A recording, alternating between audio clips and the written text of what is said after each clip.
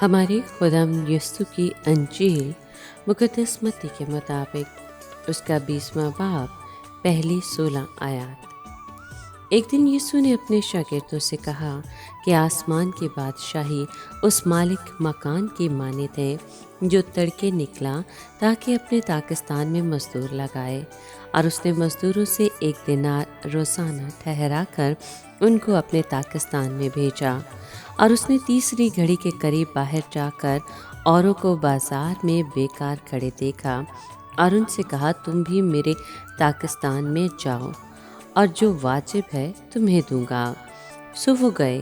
फिर उसने छठी और 9वीं घड़ी के करीब बाहर जाकर वैसा ही किया, और 11वीं घड़ी के करीब फिर बाहर गया और औरों को खड़े पाया, और उसने उनसे कहा, तुम यहाँ तमाम दिन क्यों बेकार खड़े हो?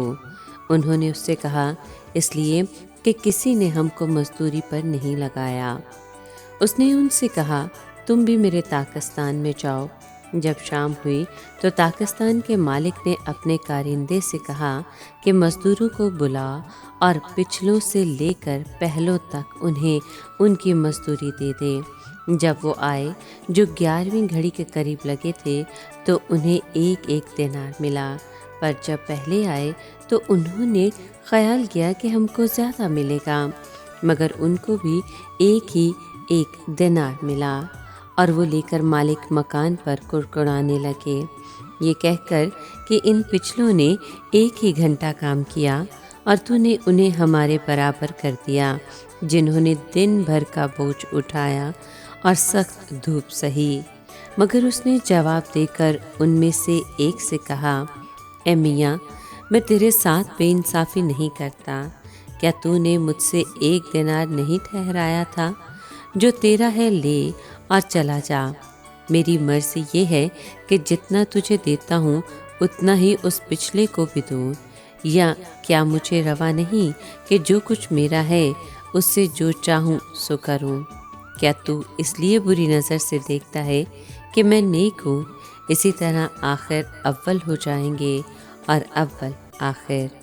पाक कलाम के पढ़े और सुने जाने पर खुदावंद की बरकत हो, खुदा का शुक्र हो।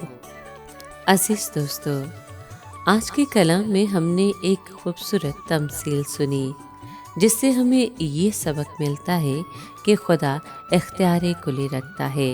वो जैसा चाहे कर सकता है और जो कुछ वो चाहता है वो हमेशा दुरुस्त होता है और इंसाफ पर मबनी होता है। हम कलाम में देखते हैं कि मालिक ने कहा कि क्या मुझे रवा नहीं कि अपने माल से जो चाहूँ सो करूँ? या तू इसलिए कि मैं नेक हूँ बुरी नज़र से देखता है?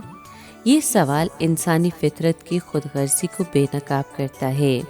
यानी 6 बजे सुबह आने वाले आदमियों को बिल्कुल वही कुछ मिला जिसके वो हकदार थे, मगर वो हसद करने लगे कि जिन आदमियों ने थोड़े घंटे काम किया था उनको भी उतना ही मिला।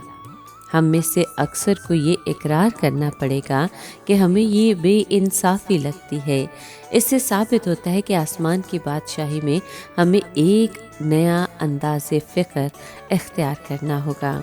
हमें अपनी लालची और दूसरों के साथ मुकाबला करने वाली रूह को खैर बात कहना होगा और खुदावंद के अंदाज में सोचना होगा।